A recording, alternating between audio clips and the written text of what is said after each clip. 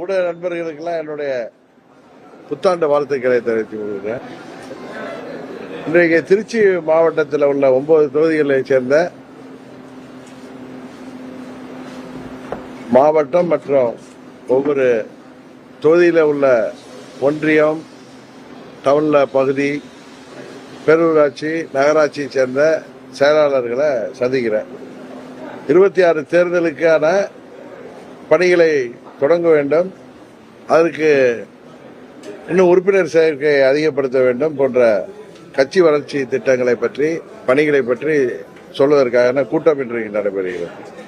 நீங்க எதுவும் கேட்கறதுனா கேளுங்க.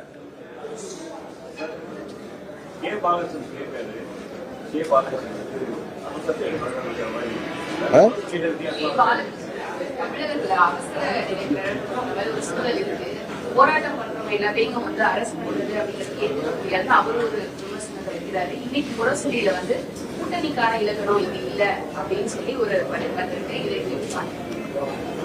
அதாவது சிபிஎம் மாநில தலைவர் சொன்ன கருத்து தான் இங்க உள்ள அனைத்து கட்சிகளினுடைய கருத்தும்.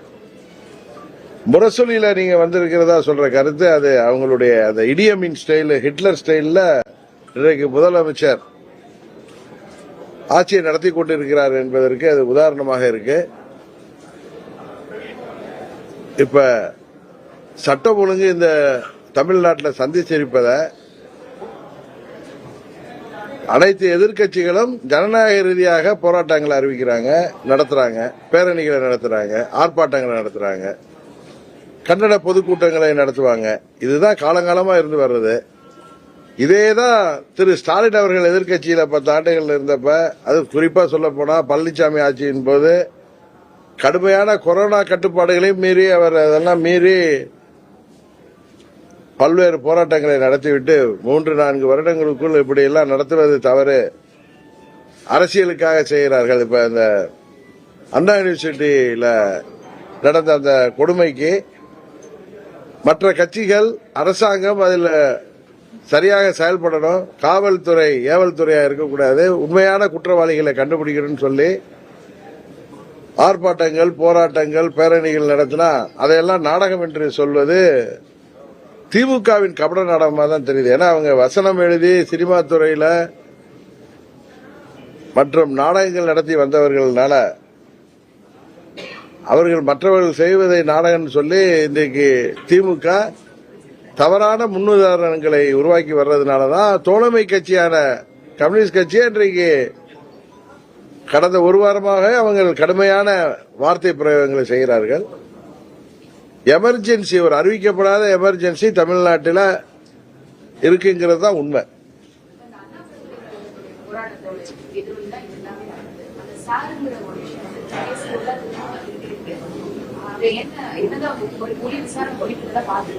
இல்ல, சாரை பத்திலாம் எனக்கு ஒன்றும் தெரியல. ஆனா அரசாங்கம் ஏன் இதுல ரொம்ப அச்சமடையுது, ஆளுங்கட்சி இதுல அச்சமடையுது? ஏன்னா அந்த ஞானசேகரன் வந்து திமுகவை சேர்ந்தவர் அப்படிங்கிற கருத்து தான் எல்லார் பக்கத்திலையும் சொல்லப்படுகிறது. அவங்க திமுகவை சேர்ந்த மாவட்ட செயலாளர் இருப்பவரும் சரி, அமைச்சர்களும் அதை மறுத்தா கூட அவர் திமுகவுடைய நெருங்கிய தொடர்பு உள்ளவராக தான் அந்த கோட்டூர்புரம் பகுதியை சேர்ந்த பலர் வந்து சொல்கிறார்கள். இதுல திமுக இவ்வளவு கெடுபடியாக இந்த ஆட்சி இருப்பதற்கு காரணம் என்னவென்றே தெரியவில்லை. இது வந்து ஒரு ஆட்சியின் செயல்பாட்டுக்கு நல்லதல்ல. இதுதான் திராவிட மாடல்ல இப்படி முதலமைச்சர் எல்லாத்தையும் பூனை கண்ண மூடிட்டுனா ஊரு இருண்டு போயிட்டுங்கிற மாதிரி இந்த அவங்களுடைய செயல்பாடு இருக்கு. காரணம் 3.5 ஆண்டுகளாக ஒரு சரியான செயல்பாடு இல்லை என்பதுதான் உண்மை.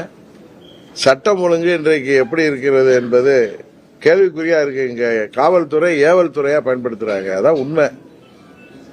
இன்னும் சொல்ல போனா கூலிப்படை அதிகமாயிட்டு இளைஞர்களுக்கு வேலை வாய்ப்பை உருவாக்குவேன்னு சொன்ன முதலமைச்சர் இன்றைக்கு கூலிப்படைகள் உருவாவதற்கு மறைமுகமாக ஆதரவு அளிக்கிறாரோ என்கிற அச்சம் தமிழ்நாடு முழுவதும் இருக்கு. முதலமைச்சருடைய குடும்பத்திற்கு மாத்திரம்தான் இன்றைக்கு பாதுகாப்பு இருக்கு, வேற யாருக்கும் பாதுகாப்பு இல்லை. ஏன்னா 5000த்துக்கும் 10,000த்துக்கும் இந்த போதை மருந்துக்கு பழக்கத்திற்கு ஆளானவர்கள் கூலிப்படைகளாக கொலை செய்கிறது. குறிப்பா 25 வயதுக்கு உட்பட்ட இளைஞர்கள் இன்றைக்கு தமிழ்நாட்டில் எல்லோரையும் அச்சுறுத்துகின்ற விதமாக போதை மருந்து பழக்கத்துக்கு அடிமையாகி வருகிறார்கள். அதை கடுமையாக தடுக்க வேண்டும், கடுமையான சட்டங்கள் மூலம், கடுமையான நடவடிக்கை மூலம் என்பதை மறந்துவிட்டு முதல்வர் வேறு திசை திருப்புகின்ற விதமாக இன்றைக்கு திமுக ஆட்சி செயல்பட்டுக் கொண்டிருக்கிறது. இப்படி அவங்க கூட்டணி கட்சிய அறிவிக்கப்படாத எமர்ஜென்சி இருக்குங்கிற அளவுக்கு பேசுகிற நிலைமையில, தமிழ்நாடு முழுவதும் மக்கள் எல்லாம் கொந்தளித்து போயிருக்கிற நிலைமையில, அந்த 1000 கொடுக்கிறேன், இன்னைக்கு 1000 ரூபாய் மகளிருக்கு கொடுக்கிறோம் அப்படின்னு சொல்றதுனால இன்னைக்கு விலைவாசி அதை விட 5-6 மடங்கு ஏறி இருக்கு. இந்த ஆட்சி 200 சீட்ல எல்லாம் உறுதியாக ஜெயிக்க முடியாது, இந்த ஆட்சி திருப்பி தொடராதுங்கிறத அவங்க கூட்டணி கட்சிகளை சேர்ந்தவர்கள் சொல்றதுனால பயந்து போய் முரசொலியில தலையங்க எழுதுறாங்க. அப்படிதான் நினைக்கிறேன்.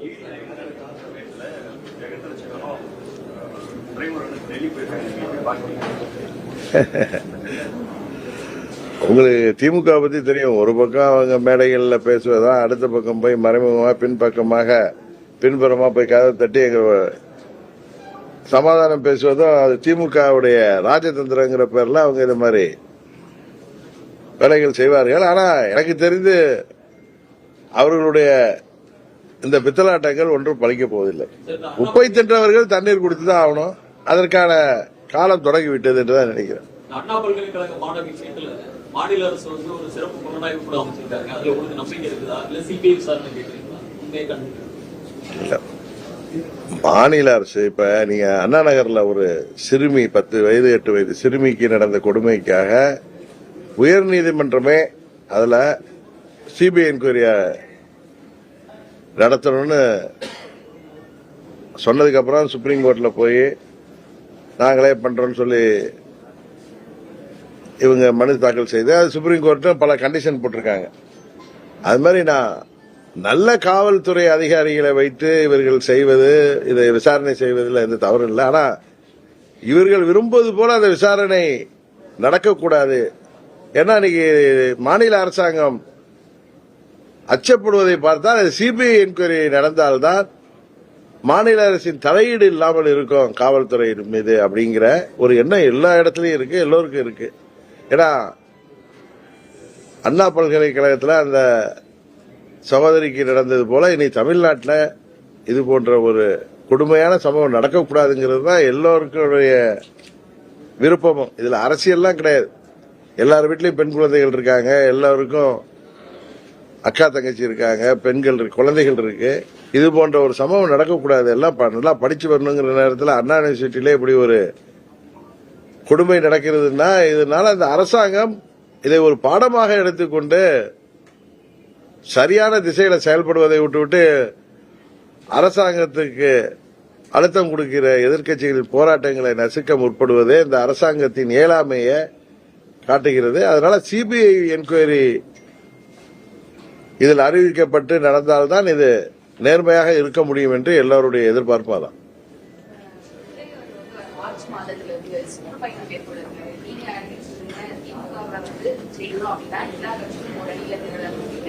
தமிழக வெற்றி கழகத்தோட கூட்டணி தொடர்பா பேசுறது இன்னைக்கு தேர்தல் ஒரு ஆசிரியர் நினைக்கிறீங்க. அடுத்து இது தொடர்பா இந்த கூட்டம் எங்க கட்சியுடைய செயல்பாடுகள் வளர்ச்சி பணிகள் குறித்த கூட்டம். இது மாதிரி ஊடகத்தை சேர்ந்த நண்பர்கள் கேட்கிறப்ப நான் சொல்கின்ற கருத்து தான். அது ஏதோ அன்றைய ஒரு நாளைக்காக சொல்ற கருத்து இல்ல. எங்க பொதுவா அம்மா மக்கள் முன்னேற்ற கழகத்தின் கருத்தை அம்மாவின் தொண்டர்கள் அனைவரும் ஓரணியில் திரண்டு, அதுக்காக ஒரே கட்சியா இருக்கணும்னு அவசியம் கூட கிடையாது, ஓரணியில் திரண்டு இன்றைய சூழ்நிலையில இந்த பணபலம் மிக்க ஆட்சி அதிகாரத்தில் இருக்கிற திமுக என்கிற தீய சக்தியை வெல்லணும்னா தேசிய ஜனநாயக கூட்டணி தான் அதற்கு சரியான ஒரு தீர்வாக இருக்க முடியும். அதுல திமுகவை தொடர்ந்து ஆட்சியில் விடக்கூடாது என்று நினைக்கிற அனைத்து கட்சிகளுமே, நான் இந்த ஒவ்வொரு எந்த கட்சியுமே குறிப்பிட்டு சொல்லவில்லை, அனைத்து கட்சிகளுமே தேசிய ஜனநாயக கூட்டணிக்கு ஆதரவாக இருக்க வேண்டும் என்பதுதான் அம்மா மக்கள் முன்னேற்ற கழகத்தின் கருத்து. அதை தான் நான் சொல்றேனே தவிர எந்த கட்சியோடையும் நான் தொடர்பு கொள்ளவில்லை. திமுக எம்பி கனிமொழியுடைய பிறந்தநாளை முன்னிட்டு சென்னை முழுவதுமே 2026 ஐயன் கைத்தடியோடு ஐயன் ஏற வருகிறான்னு சொல்லி போட்டு விட்டிருக்காங்க. ஐயன் கைத்தடியோடு அரியணை ஏற வருகிறார். யார் வர்றாரா? கனிமொழி. அதை பத்தி நீங்க திரு உதயநிதி ஸ்டாலின் திரு முதலமைச்சர் மு.க. ஸ்டாலின் தான் கேட்கணும். திமுக கூட்டணியில ஃபர்ஸ்ட் வந்து விடுதலை சிறுத்தைகள் வந்து ஆட்சி அதிகாரத்துல பங்குன்னு ஒரு கோரிக்கை வச்சாங்க. அது ஒரு சலசலப்பாயிருச்சு. இப்போ கூட்டணி கட்சியான முக்கியமான கட்சி சிபிஎம் வந்து அறிவிக்கப்படாத ஒரு எமர்ஜென்சி அப்படின்னு சொல்லியிருக்காங்க. சோ இந்த ஒரு சலசலப்பு இன்னும் அதிகமாகுமா? இதே மாதிரி எதுவும் பிரச்சனை தேர்தலுக்குள்ள கூட்டணியில எதுவும் பிரச்சனை ஏற்படுற வாய்ப்பு இருக்கா? அதாவது 2021 தேர்தல் போல தேர்தல் சமயத்துல பழனிசாமி ஆட்சி மேல இருந்த அதிருப்தி கோபத்தால மக்கள் திமுக கூட்டணிக்கு வாக்களித்தார்கள். அந்த தேர்தலின் பொழுது திமுக சொன்ன வாக்குறுதிகள்ல முக்கியமான வாக்குறுதிகள், அது விவசாயிகளாக இருக்கட்டும், அரசு ஊழியர்கள், ஆசிரியர்கள், தொழிலாளர்கள், போக்குவரத்து தொழிலாளர்கள், மருத்துவர்கள், வியாபாரத்தில் உள்ளவர்கள், நெசவாளர்கள், தொழில் செய்பவர்கள் என அனைத்து மாற்றுத்திறனாளிகள் என அனைத்து தரப்புக்குமே அவர்கள் சொன்னதை செய்யவில்லை என்பதை உணர்ந்து கொண்டு திமுக கூட்டணியில் இருக்கின்ற பட்சத்தில் அந்த திமுக தோற்கப் போகிறது உறுதியாகிவிட்டதுனாலதான் இந்த சலசலப்பெல்லாம் உண்டாயிருக்கு. இந்த தேர்தலில் உறுதியாக திமுக என்னதான் பாராளுமன்ற தேர்தலப்ப பணநாயகத்து மூலம் அன்றைக்கு மக்களை ஏமாற்றினார்களோ, ஏழை எளிய மக்களை அது போல ஏமாற்ற முடியாது. அதை தாண்டிய வெறுப்புணர்வு அவர்கள் மேல் வளர்ந்து வருகிறது. அதனாலதான் நான் திரும்ப திரும்ப சொல்றேன், தேசிய ஜனநாயக கூட்டணியை பலப்படுத்துவதன் மூலம் திமுகங்கிற தீய சக்தியை 26 தேர்தலில் வீழ்த்துவதற்கு அதுதான் சரியான வழி. அதற்கு அனைத்து இயக்கங்களும் யோசிக்க வேண்டும் சொல்றேன். கொள்கை என்ற பெயரிலே தங்களை தாங்களே தனிமைப்படுத்திக் கொள்ளாமல் திமுகவை தேர்தலில் வீழ்த்துவதற்கு, தமிழ்நாட்டு மக்களுக்கு விடிவு காலம் வருவதற்கு, உண்மையான விடியல் வருவதற்கு, இங்கு ஒரு நல்லது ஒரு மக்களாட்சி வர வேண்டும் என்றால் அதற்கு சரியான தீர்வு தேசிய ஜனநாயக கூட்டணியை அனைத்து கட்சிகளும் ஆதரிக்க வேண்டும் என்பதுதான். உறுதியாக ஏற்றுக்கொள்வார்கள். இல்ல, ஒரு கடந்த தேர்தல்கள்ல ஒரு விஷயம் நடக்கலைங்கிறதுக்காக இந்த தேர்தலில் முடியாதுன்னு சொல்ல முடியாது. காங்கிரஸ் கட்சி எவ்வளவு பலமா ஆட்சியில் இருந்துச்சு தமிழ்நாட்டில், அதை திமுக படிப்படியா வந்து வீழ்த்தலையா? வெஸ்ட் பெங்கால்ல கம்யூனிஸ்ட் கட்சியோட ஆட்சி எத்தனை ஆண்டுகள், நீங்க 30 ஆண்டுகளுக்கு மேல தொடர்ந்து இருந்த ஆட்சி இன்றைக்கு எங்க போனதுன்னே தெரியல. அதனால நீங்க வந்து சாதாரணமாக தேசிய கட்சியை பாரதிய ஜனதாவை எடை போட்டு விடாதீர்கள்.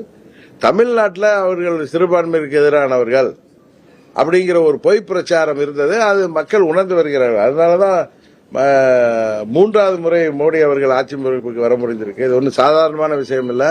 இன்னைக்கு மகாராஷ்டிரால எவ்வளவோ விமர்சனங்கள்லாம் வைத்தார்கள், இவர்கள் கட்சியை உடைச்சாங்க, அவர்கள் பார்லிமெண்ட்ல பெருசாக வெற்றி பெற முடியலன்னு. இன்றைக்கு அங்க ஒரு எல்லாரும் அவர்களை விமர்சித்தவர்கள் எல்லாம் ஆச்சரியப்படுகின்றவர்களுக்கு அங்க ஆட்சி நடக்குது.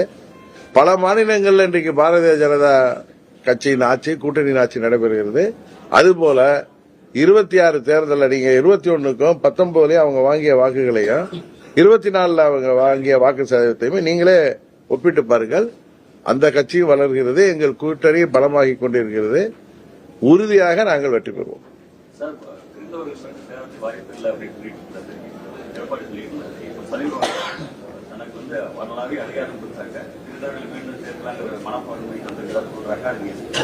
எனக்கு அவர் என்ன மனப்பான்மையில பழனிசாமி திருந்துவாருங்கிற நம்பிக்கை எனக்கு இல்லவே இல்லை. அதனாலதான் நான் சொல்றேன்,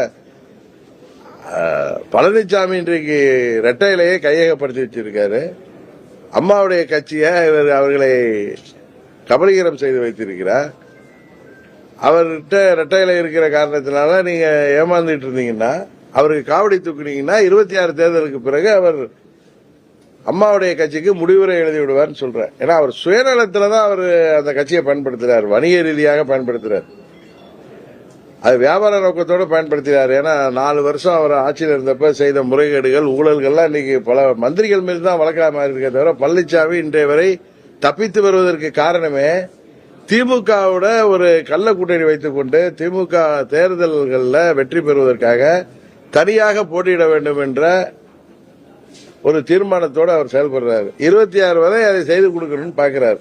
அதுக்கப்புறம் கட்சி இருந்தா என்ன, அழிஞ்சா என்ன அப்படிங்கிற எண்ணத்துல அவர் இருக்காருங்கிறது தான் உண்மை. தேர்தல் வியூக ஒப்பாளர் நீங்க எதுவும் தனியா வைக்கிறீங்களா கூட்டணி சார்பில்? இல்ல அதை பற்றி எங்க கூட்டணி இல்ல முக்கியமான கட்சி தலைவர்களோட பேசிட்டு இருக்கோம். வாய்ப்பு இருக்குது. துரைமுருகன் வீட்டுல ரைடு வந்து பாரதிய பணிவாங்க செய்ய சொல்லிட்டு தொடர்ந்து சொல்லிட்டு வராங்க. அப்புறம் அவர் துரைமுருகன் வீட்டுல பணத்தை வச்சு எடுத்ததே பாரதிய ஜனதா கட்சிக்கிறீங்களா?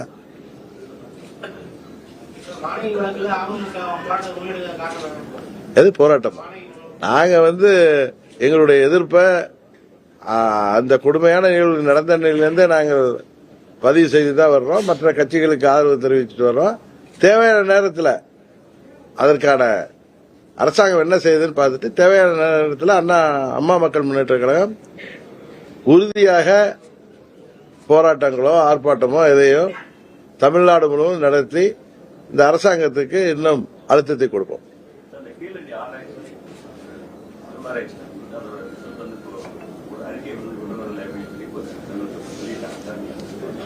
அகழ்வாராய்ச்சியில ஆமா வெளியிடுறது யாரு? தமிழக அரசு வெளியிடலண்ணா. சரி சரி, இது நீங்க மாண்புமிகு தங்கம் தென்னரசு அவர்கள்ட்ட கேளுங்க. ஏன்னா அவர் அதுல எல்லாம் ரொம்ப ஈடுபாடு உள்ளவர் தான். எதனால அது தள்ளி போகுதுங்கிறது தெரியல. அது நீங்க அவரிடம் கேட்டால்தான் சரியான பதில் கிடைக்கும்.